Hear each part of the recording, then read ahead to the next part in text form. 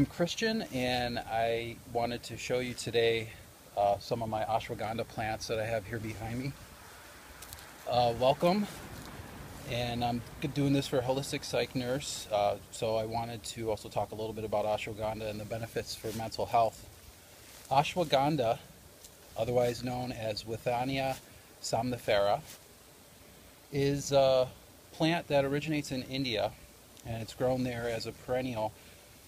India is a warmer climate, so it does come back every year really well. Here in Buffalo, New York, in our zone, we get really cold winters, so we don't let it come back. We just harvest the roots after the first year. The roots is where the medicine is, where the magic happens. Ashwagandha is an adaptogen, which means that it balances out the endocrine system. That helps balance out all your hormones pretty much, and increases your immune system, increases your adaptation to stress, which is where the word adaptogen comes. It helps your body deal with stress better, which then indirectly increases your energy levels.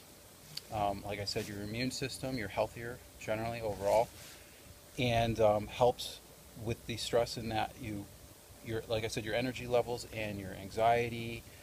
You can just deal better with life and stress. So assuming that you're also working on the things in your life that need to be addressed that are causing stress.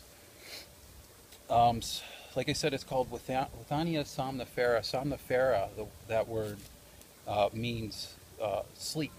So ashwagandha is very good with helping people sleep at night too, which also helps indirectly actually directly and indirectly your mental health. It's a very good anti-anxiety herb out of the adaptogenic class. Not all adaptogens are excellent specifically for anxiety, although they do all help with anxiety indirectly, but ashwagandha helps directly with anxiety. Ashwagandha also increases your endurance, like I mentioned about your energy levels. Studies that were done on rats showed that they could swim longer and farther than rats that weren't taking ashwagandha. So I encourage you to look into this plant if you have trouble sleeping and trouble with energy and anxiety, which is most people with mental health issues. So in my own life, this plant has been awesome. It has helped balance my core temperature, something I didn't expect was going to happen. I was running hot all the time, and summers would kill me. I'd have to just sit in front of an air conditioner constantly. After about a week or two of taking the tincture of this plant, that balanced my core temperature out beautifully. Now I can handle hot and cold pretty much the same, and neither extremes bother me too much. So I will say that this plant will be harvested after the frost. The frost will trigger the energy of the plant, the above ground aerial parts, to descend into the roots, which will potentize the medicine. And so after the first frost is typically when the roots are dug up and used for medicine. I will dig these up and chop them up, and then tincture it pretty quickly. Might let it dry a little bit, but not too much. Pretty much use the fresh root.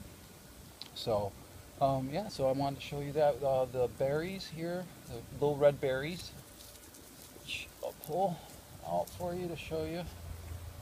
I don't know if you can see that, a little red berry.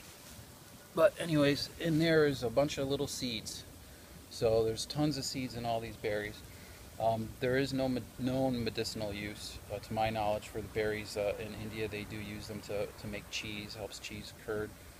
But in the above ground parts, the leaves, there are probably some experienced herbalists that have things that they use them for. To my knowledge, I'm not familiar with it. Ashwagandha's true magic lies mostly in the roots, and that's what I use it for. So again, I encourage you to look into this plant a little bit more, and maybe I might have another video too, or when I dig up the roots and show you how I tincture and make medicine with the plant. So thanks for watching. I hope it helps, and take care.